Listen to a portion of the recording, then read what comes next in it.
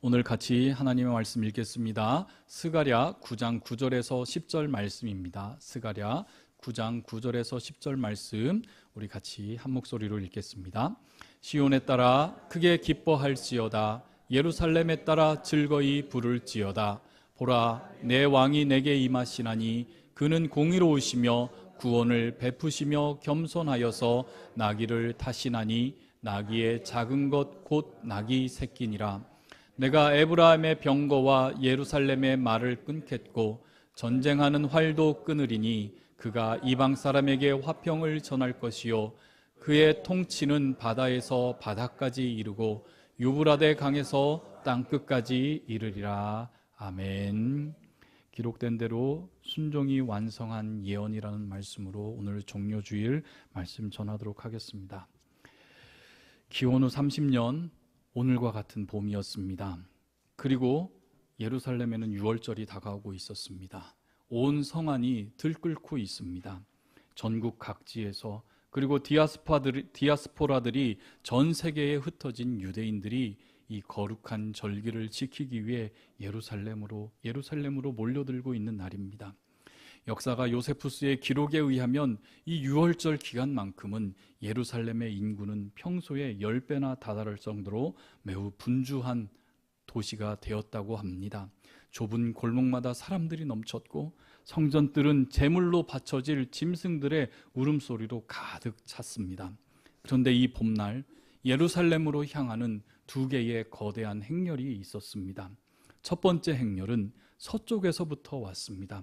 바로 로마 총독 본디오 빌라도였습니다. 그는 유월절마다 가이사랴에 있는 자신의 관저에서 예루살렘으로 올라왔습니다. 그 이유는 분명합니다. 수십만 명의 유대인들이 한 도시에 모이는 이 절기는 항상 그들 안에서 민족주의 열기와 함께 그들은 반란과 소요를 일으킬 위험을 안고 있었기 때문입니다. 로마는 이것을 알았고 그리고 빌라도는 그 긴장감을 힘으로 눌러야만 했습니다. 그의 행렬을 한번 상상해 봅시다. 갑옷을 입은 로마 병정들이 앞장서고 있고 창과 방패가 햇볕에 번쩍번쩍 빛나고 있습니다. 그리고 그 행렬 맨 앞에는 본디오 빌라도가 백마를 타고 그 웅장한 군마를 타고 당당히 입상합니다.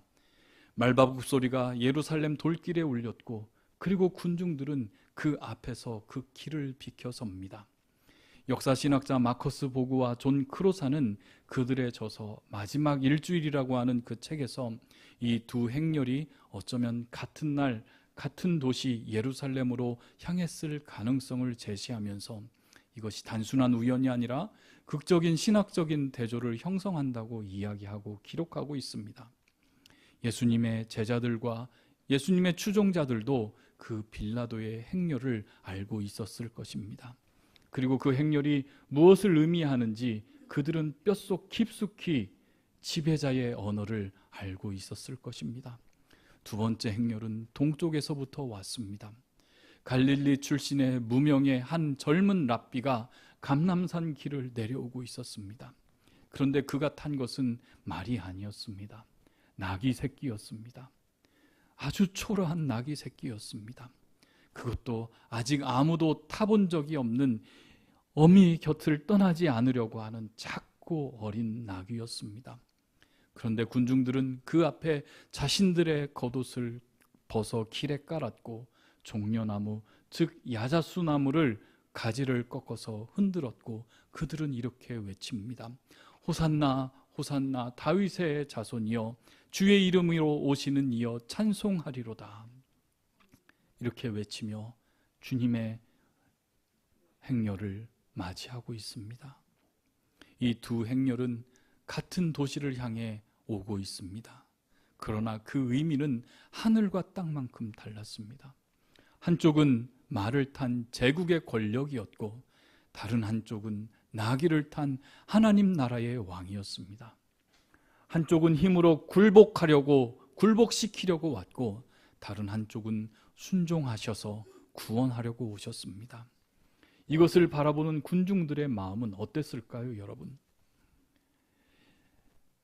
종려나무를 든 이스라엘 백성들의 마음은 어떻겠습니까?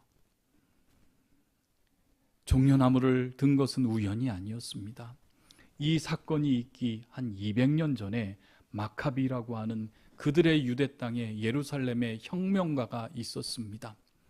마카비라는 사람이 혁명을 성공하여서 그 당시 시리아 제국의 압제에 예루살렘을 되찾았을 때에 잠시 백성들은 종려나무 그 야자수 가지를 들고 거리로 쏟아 내려졌다고 역사는 기록합니다. 즉 이 종려나무 가지는 유대인들에게는 정치적인 독립과 민족의 해방을 상징하는 중요한 도구였습니다. 그러니까 그날 군중들이 종려나무 가지를 들고 다윗의 자손이여 외친 것은 매우 구체적이고 매우 위험한 정치적인 메시지이기도 했습니다. 당신이 우리의 왕이 되어 주셔서 저 로마 병정들을 몰아내 주십시오. 제자들도 그 흥분 속에 있었을 것입니다. 그들은 3년이나 예수를 따라다녔습니다.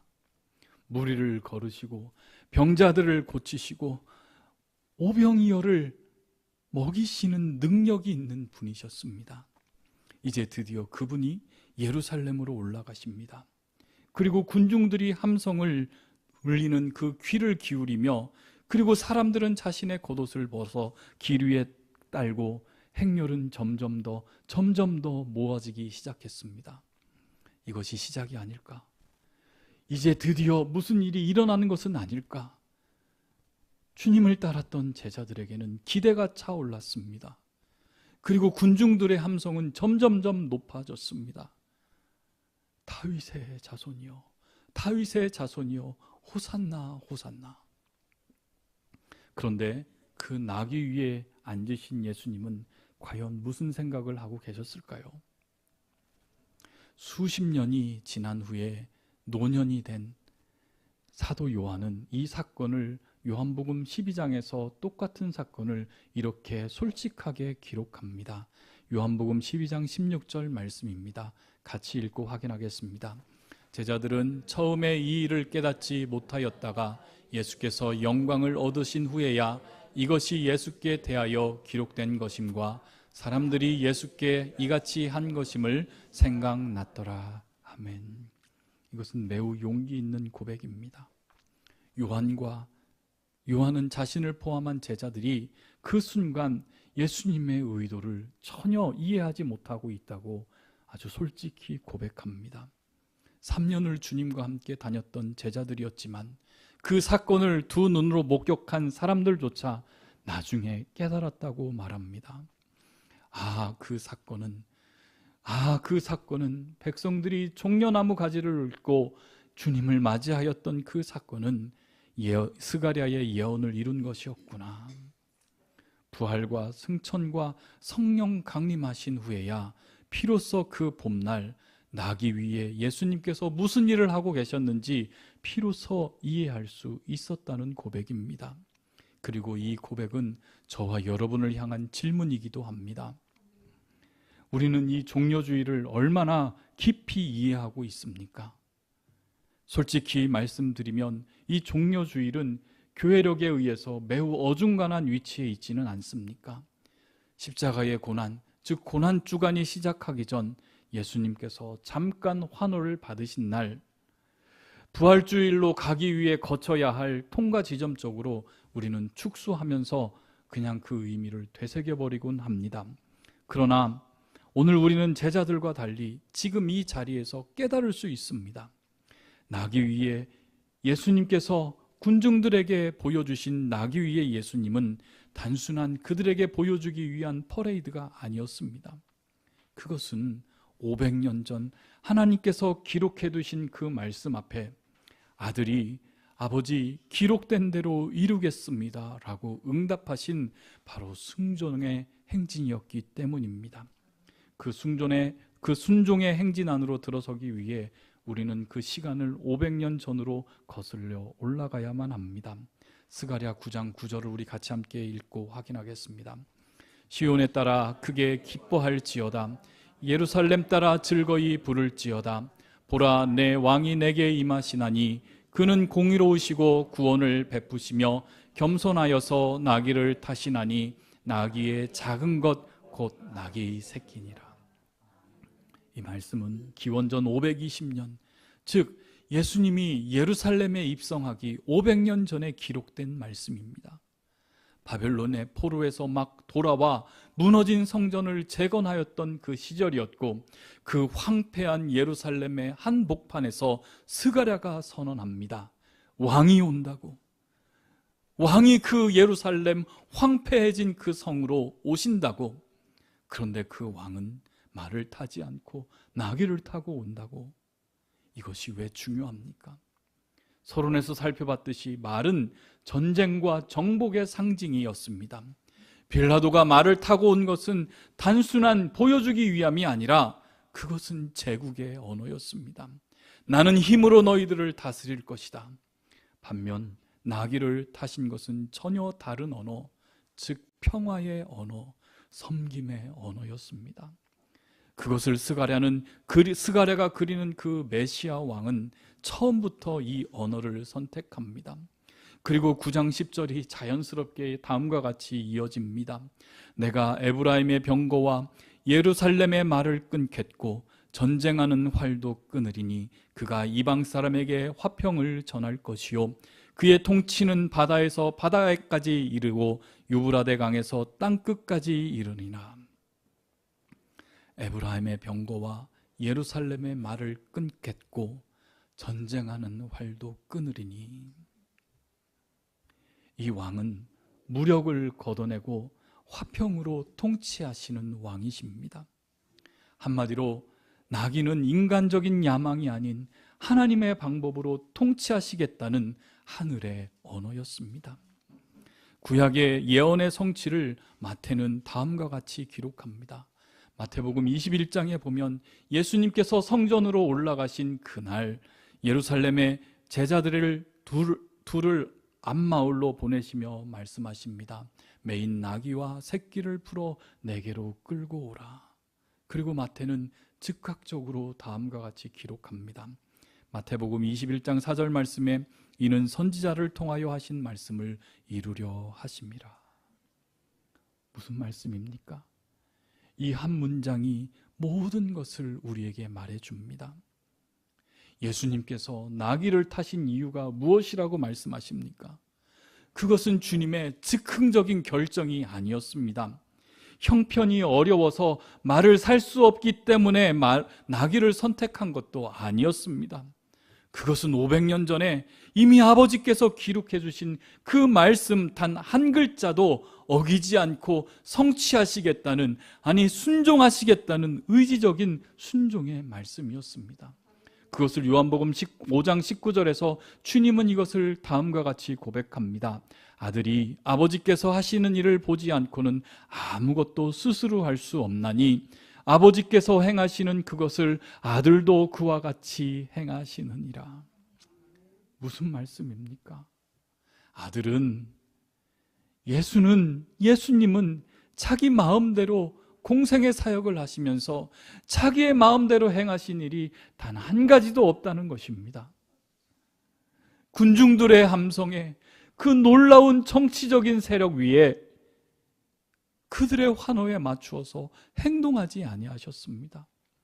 오직 아버지의 말씀을 기준으로, 그리고 그 말씀이 가리키는 방향으로 움직이셨습니다. 우리의 신앙의 진정한 왕은 자신의 뜻에 맞추어 움직이시는 분이 아니셨습니다. 기록된 말씀에 순종하신 분이셨습니다. 그리고 그 순종 위에서 우리의 구원을 이루셨습니다. 오늘 우리도 묻게 됩니다. 나는 내 뜻으로 왕을 삼고 있는가? 아니면 기록된 말씀으로 왕을 삼고 있는가?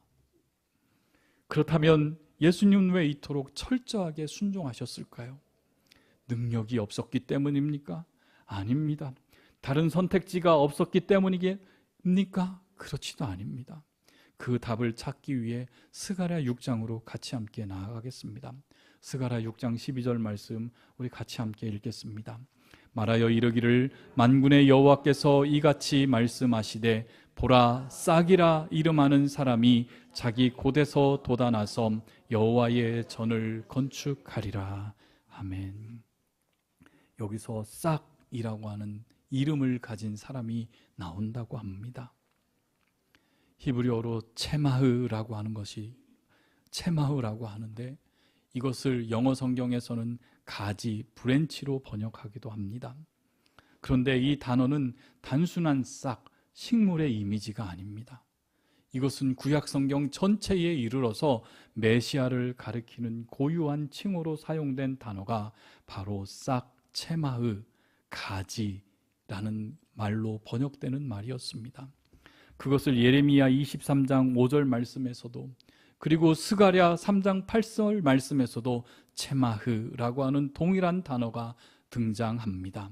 그것은 바로 의로운 가지를 일으키고 내 종 싹을 나게 하신다 라고 하는 그 예레미야 23장 5절 말씀과 스가랴 3장 8절 말씀이 바로 그 체마흐입니다. 그런데 이 체마흐라고 하는 단어 안에 매우 중요한 의미가 담겨져 있습니다. 여러분, 싹은 스스로 자라는 것이 아니라 뿌리로부터 돋아난다는 것입니다. 자기 안에서 시작되는 것이 아니라 자기 밖의 근원에서부터 공급을 받아서 싹을 틔어서 가지가 된다는 것입니다. 바로 메시아는 그런 분이십니다. 하나님 아버지로부터 보내심을 받아 아버지의 뜻을 따라 자라가고 움직이시는 분, 그것이 바로 체마흐, 싹의 본질입니다. 다시 말해 순종은 예수님이 하신 일을 하기 전에 예수님이 어떤 분이신가를 보여주는 정체성, 즉 순종하시는 분이셨습니다. 이것을 히브리서 5장 8절 말씀은 이렇게 표현합니다. 같이 함께 읽고 확인하겠습니다. 그가 아들이면서도 받으신 고난으로 순종함을 배웠다라고 이야기를 합니다. 이 구절을 처음 읽으면 매우 이상하게 느껴집니다. 아들이 순종을 배웠다고요? 그렇다면 처음에는 순종하지 않으셨다는 말입니까? 아닙니다. 여기서 배웠다라는 것은 무지에서부터 알무로 나아갔다는 뜻이 아니라 머리의 지식이 온몸의 경험으로 깊어졌다는 의미를 담고 있는 말입니다. 즉 예수님께서 이 땅을 사시는 동안 매우 구체적인 상황 속에서 순종을 몸으로 살아내셨습니다. 피곤하실 때에도, 오해를 받으실 때에도, 배신을 당할 때에도 그 순종은 결코 흔들리지 않았습니다. 이것은 습관된, 훈련된 습관이 아니라 아버지와의 관계 속에서 흘러나오는 예수님의 정체성, 즉 본질적인 삶의 방식이었습니다. 나귀를 타고 예루살렘으로 오시던 그 길도 마찬가지였습니다. 군중들의 환호 소리가 귓가에 울렸고 제자들의 기대가 주변을 가득 채웠고 빌라도의 위압이 서쪽에 드리워졌던 그 순간도 예수님의 마음 안에는 오직 한 가지 방향만 있었습니다. 그것은 바로 아버지의 뜻, 그 순종하심에 모든 것이 집중되어 있다는 것입니다. 종려주일의 군중들은 예수님께 자신들의 기대를 투영하고 있었습니다. 제자들도 그 흥분에서 자유롭지 못했습니다. 그러나 예수님은 그들의 어떠한 기대에도 흔들리지 아니하셨다는 것입니다. 그들의 욕망은 무엇이었습니까? 정치적인 승리였습니다. 정치적인 다윗 왕국의 다시 한번 회복이었습니다. 그래서 그들은 열광적으로 자신의 겉옷을 벗어 던지며 이스라엘의 왕으로, 예루살렘의 왕으로 오시는 그 예수를 열광적으로 맞이했습니다. 그러나 주님은 흔들리지 아니하셨습니다. 나는 아버지께서 보내신 자다. 나는 아버지의 뜻을 이루러 온 자다. 나는 체마흐, 나는 아버지로부터 돋아난 가지이며 아버지로부터 공급받아야 나는 싹이다 라고 주님은 아셨습니다.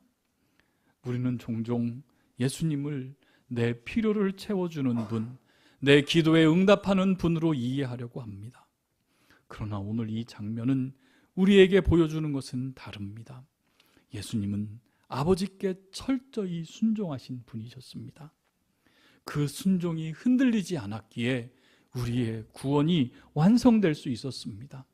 그렇다면 마지막 질문이 남습니다. 그 순종은 어디를 향하여 가고 있습니까?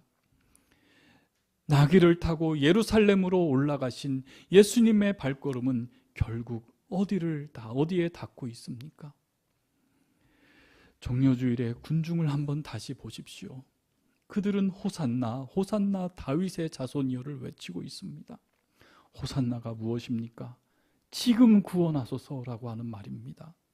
그들이 원했던 것은 분명합니다.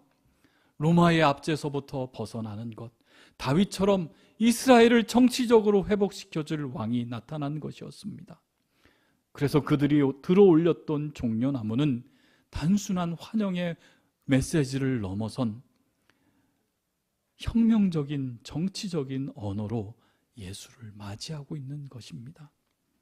그런데 주님은 그들의 기대에 응하지 아니하셨습니다. 예루살렘에 입성하신 주님이 바로 그들과 함께 그들의 세력을 규합하여 군사적으로 로마 병정들에게 대항한 것이 아니라 주님께서 가신 곳이 어딘지 아십니까? 성전으로 가셨습니다. 거기서 무엇 하셨습니까? 성전을 정화하셨고 병자들을 고치시고 어린아이들의 찬양을 받으셨습니다.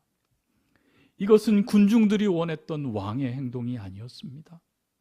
사람들이 그 모습을 보면서 얼마나 실망했는지 아십니까? 그것은 며칠 후 호산나 외쳤던 그 입술이 그를 십자가에 못 박혀라로 바뀌었습니다. 기대가 채워지지 않는 군중들이 돌아섰습니다. 그러나 예수님은 처음부터 다른 목적지에 가고 계셨기 때문입니다. 스가랴 9장 10절을 같이 함께 읽겠습니다. 내가 에브라임의 병거와 예루살렘의 말을 끊겠고 전쟁하는 활도 끊으리니 내가 그 이방 사람에게 화평을 전할 것이요 그의 통치는 바다에서 바다까지 이르고 유브라데 강에서 땅끝까지 이르리라. 아멘. 500년 전 선포된 하나님의 뜻을 아시겠습니까? 하나님의 계획은 이스라엘 그 국가의 독립이 아니었습니다. 훨씬 넘어선 온 세상 유브라데 강입니다. 여러분, 유브라데 강이 어딘지 아십니까? 지금의 이란 땅입니다. 전쟁이 있는 그곳입니다. 이방 사람들에게까지 화평을 전하는 것, 한 민족의 해방이 아니라 온 인류의 구원이었습니다. 즉 예수님의 순종은 바로 이 크고 깊은 목적을 향해 주님은 묵묵히 그 초라한 나귀 새끼의 언에 얹혀서 올라가고 있습니다. 그것을 에베소서 2장 14절이 정확하게 설명합니다. 같이 한번 읽겠습니다. 그는 우리의 화평이신지라 둘로 하나를 만드사 원수된 것 곧 중간에 막힌 담을 자기의 육체로 하시고 또 십자가로 이 둘을 한 몸으로 하나님과 화목하게 하려 하심이라. 아멘. 즉 예루살렘의 입성은 십자가를 향한 길이었고 그 십자가가 유대인과 이방인 그리고 하나님과 인간 사이에 있었던 무너질 수 없는 그 담을 주님께서 허무셨습니다. 군중들이 원했던 로마로부터의 해방보다 그것은 크고 무한한 온 인류를 향한 하나님의 마음이었고 그것은 구원이었습니다. 예수님의 예루살렘 입성은 바로 십자가를 향한 길이었습니다. 그리고 그 십자가가 유대인과 이방인의 사이의 담을, 하나님과 인간의 막힌 담을 허무셨습니다. 바로 종려주일이 시작이었습니다, 여러분. 그 시작으로 십자가로 이루어졌고 그 십자가가 저와 여러분, 우리 한마음교회를 살렸습니다. 이제 다시 요한복음 12장 16절로 돌아오며 말씀을 마치고자 합니다. 제자들은 처음에 이 일을 깨닫지 못하였다가 예수께서 영광을 얻으신 후에야 이것이 예수께 대하여 기록된 것임과 사람들이 예수께 이같이 한 것임이 생각났더라. 드디어 십자가를 지나 성령 강림하여서 예수님께서 당신이 하셨던 그 모든 일들이 제자들의 마음속에 깨닫게 되었습니다. 그 봄날 예루살렘에서 무슨 일이 일어났는지를, 그리고 이 스가랴의 예언을 이루는 장면이었음을, 그리고 그 초라한 나귀 위에 예수님이 하나님의 말씀을 온 몸으로 순종하고 계셨음을, 부활과 승천과 성령 강림을 겪고 나서야 비로소 그 깊이를, 비로소 주님께서 의도하신 그 의미를 이제 제자들이 깨닫게 되었음을 고백합니다. 그러나 저와 여러분은 다릅니다. 여러분, 구약의 예언부터 십자가의 완성까지 그 모든 것이 우리의 손에 달려있지 않습니까? 제자들이 나중에야 깨달은 것을 우리는 지금 이 자리에서 당장 확인할 수 있습니다. 그것이 무엇입니까? 하나님 말씀입니다. 이 말씀입니다. 그것이 바로 우리의 특권입니다. 그리고 그 특권은 우리에게 질문합니다. 우리는 종종 군중과도 같습니다. 우리의 원하는 방식으로 구원을 기대합니다. 내 기도의 방향대로, 내 계획 틀 안에서 일하시는 예수님을 원하고 그것을 위해서 우리는 기도하고 간구합니다.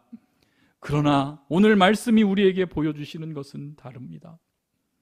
예수님은 군중들의 기대가 아닌 오직 아버지의 말씀에 순종하셨습니다. 500년 전에 기록된 그 말씀 한 글자 한 글자를 당신의 온 몸으로 이루어내셨습니다.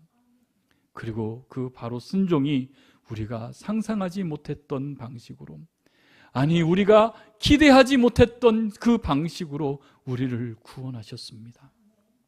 오늘 이 종려주일은 우리는 나귀를 타고 예루살렘으로 향하시는 예수님을 같이 한번 바라봤으면 좋겠습니다. 그 걸음 하나하나가 기록된 대로 이루어지는 순종의 발걸음이었습니다. 빌라도의 백마는 힘을 과시하고 서쪽에서부터 돌아오는 순간 예수님은 나귀를 타시고 동쪽에서부터 내려오셨습니다. 세상은 힘의 언어로 말하고 힘의 언어로 순종을 강요하지만 예수님은 순종의 언어로 응답하셨습니다. 그리고 그 순종이 온 세상을 살렸습니다. 이제 우리에게 남은 질문은 단 하나입니다. 그 은혜를 받은 우리는 우리의 삶에 기록된 대로 살아가고 있습니까? 사랑하는 성도 여러분, 우리 앞에 순종해야 할 말씀이 있습니다. 우리에게 주신 말씀의 깊이가 우리가 생각한 것보다 더 크고 위대합니다. 때로는 군중의 기대와 다른 방향일 수도 있습니다. 때로는 내 계획과 다른 길일 수도 있었습니다. 그러나 예수님은 우리에게 보여주십니다. 기록된 말씀에 순종하는 그 길이 가장 크고 깊은 구원을 이루어진다는 사실을 우리에게 보여줍니다. 오늘 이 종려주의를 맞이하여서 나귀를 타신 예수님의 그 순종 앞에 우리도 같이 무릎 꿇고 나아갑시다. 그리고 우리도 같이 함께 고백합시다. 같이 한번 고백할까요? 기록된 대로 주의 뜻대로 살겠습니다. 우리 이 고백이 우리의 삶의 중심이 되기를 소원합니다. 우리에게 주신 주님의 이 말씀을 들고 이 말씀을 중심으로 살아가겠습니다라고 하는 그 결단이 우리의 삶에 있기를 소원합니다. 우리 같이 함께 말씀을 생각하며 우리 기도하기를 소원합니다. 여러분, 종려주일은 이렇게 시작됐습니다. 주님의 고난도 이렇게 시작됐습니다. 그리고 주님께서 가신 그 모든 길은 이미 구약에서 예언된 그 하나님의 말씀을 따라가기 위해 하나씩 성취되기 위한 길이었음을 여러분들 알고 나아가시기를 바랍니다. 우리 같이 함께 말씀을 생각하며 우리 같이 결단의 기도의 자리로 나아갑시다. 같이 기도하겠습니다.